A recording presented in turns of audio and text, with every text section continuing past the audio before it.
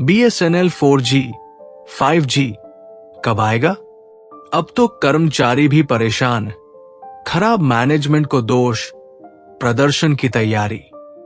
आम जनता की तरह अब BSNL कर्मचारी भी 4G, 5G कब आएगा, ये सुनकर परेशान हो गए हैं। BSNL कर्मचारी विरोध प्रदर्शन करने की तैयारी में है। रिपोर्ट के अनुसार ये प्रदर्शन 4G और 5G सेवाओं में देरी, FTTH के खराब प्रदर्शन और भारतनेट प्रोजेक्ट में देरी के कारण किया जाएगा। हाइलाइट्स: BSNL कर्मचारी 4G और 5G सेवाओं में देरी से परेशान है।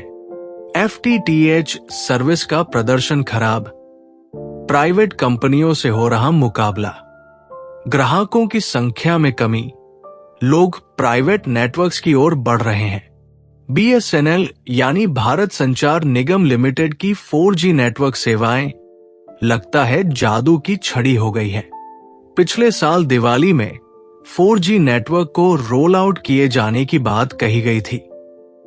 दावे थे कि 2025 की जून तक 5G भी आ जाएगा। आम जनता की तरह अब BSNL कर्मचारी भी 4G, 5G कब आएगा, ये सुनकर परेशान हो गए हैं। ET की रिपोर्ट के अनुसार BSNL कर्मचारी विरोध प्रदर्शन करने की तैयारी में है।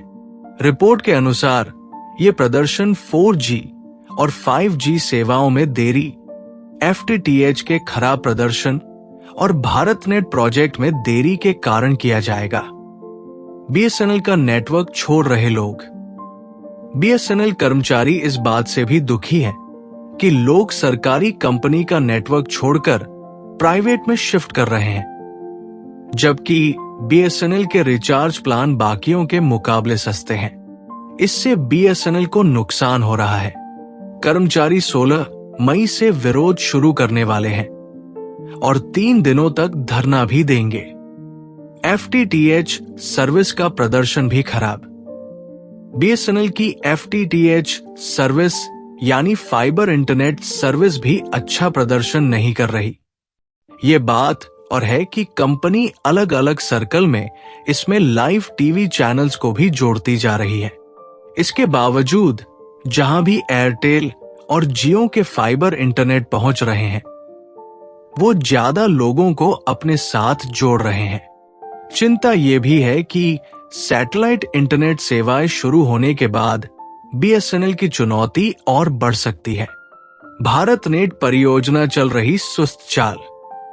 भारतनेट परियोजना की खास बात है कि इसका ज्यादातर काम सरकारी कंपनियों को दिया गया है, लेकिन ये प्रोजेक्ट रफ्तार नहीं पकड़ पा रहा। रिपोर्ट के अनुसार भारतीय दूरसंचार मंच ने BSNL के CMD रॉबर्ट जे रवि को एक लेटर लिखा है।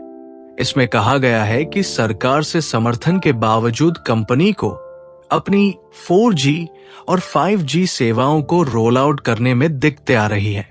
याद रहे कि पिछले साल जुलाई में टेलीकॉम कंपनियों ने रिचार्ज प्लान महंगे किए थे। उसका फायदा BSNL को हुआ। बड़ी संख्या में लोगों ने BSNL के नेटवर्क पर स्विच किया, लेकिन बेहतर नेटवर्क और फास्ट इंटरनेट नहीं होने के कारण लोग फिर से BSNL छोड़कर दूसरे नेटवर्क पर चले गए। जनवरी में घटी ग्राहकों की संख्या। BSNL के ग्राहकों की संख्या का घटना लगातार जारी है।